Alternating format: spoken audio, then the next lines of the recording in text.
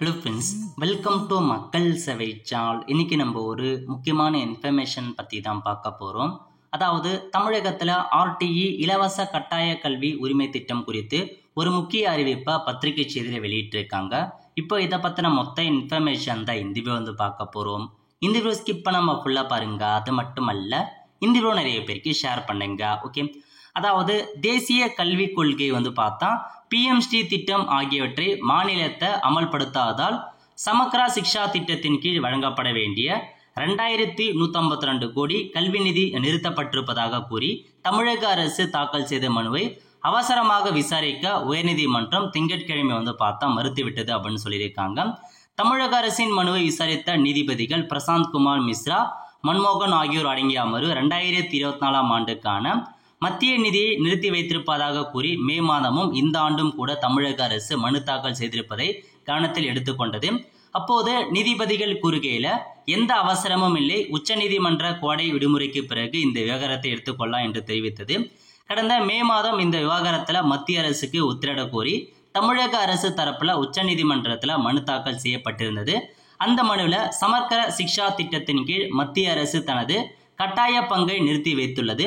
இதனால் குழந்தைகளின் இலவச மற்றும் கட்டாய கல்வி உரிமை சட்டம் 2009 செயல்படுத்தப்படுவதையும் தமிழ்நாட்டில் 43.94 லட்சத்திற்கும் மேற்பட்ட மாணவர்கள், 2.21 லட்சம் ஆசிரியர்கள் மற்றும் 32,801 பள்ளி ஊழியர்கள் அரசமைப்பு சட்ட உரிமைகளும் முடங்கியுள்ளது அப்படின்றத தெரிவிச்சிருக்காங்க.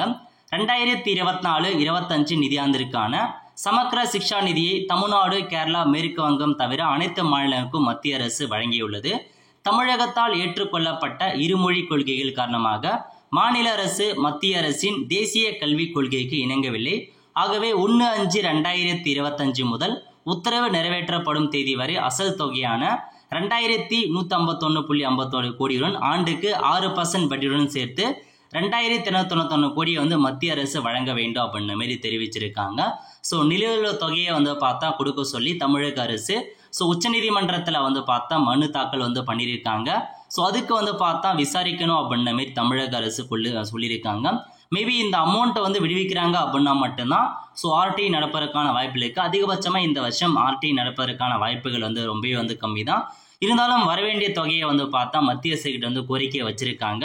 ஸோ மேபி அவங்க என்ன பதிலளிக்கிறாங்க அப்படின்றத பொறுத்து தான் இந்த வருஷமும் இதுக்கப்புறமும் நடக்குமா ஆர்டி அப்படின்றதையும் தெரிய வரும். ஸோ வெயிட் பண்ணி தான் பார்க்கலாம். இப்போதைக்கு இதான் உங்களுக்கான அப்டேட்டாக கொண்டு வந்திருக்காங்க. மேபி நீங்கள் ஆர்டிக்கெலாம் வெயிட் பண்ணாமல் உங்கள் ஸ்கூலில் பார்த்தா குழந்தைகளை சேர்க்க பாருங்கள். ஸோ இன்னமும் பார்த்தா ரொம்ப டிலே தான் ஆகும். ஸோ வெயிட் பண்ணுறதை விட்டுட்டு டேரெக்டாக சேர்க்க பாருங்கள். ஆல் த ஃப்ரெண்ட்ஸ், கண்டிப்பாக நிறைய பிடிச்சா லைக் பண்ணுங்கள். அது மட்டும் அல்ல, இந்த வீடியோ நிறைய பேருக்கு ஷேர் பண்ணுங்கள். அடுத்த ஒரு நிலையில் சந்திப்போம். நன்றி, வணக்கம்.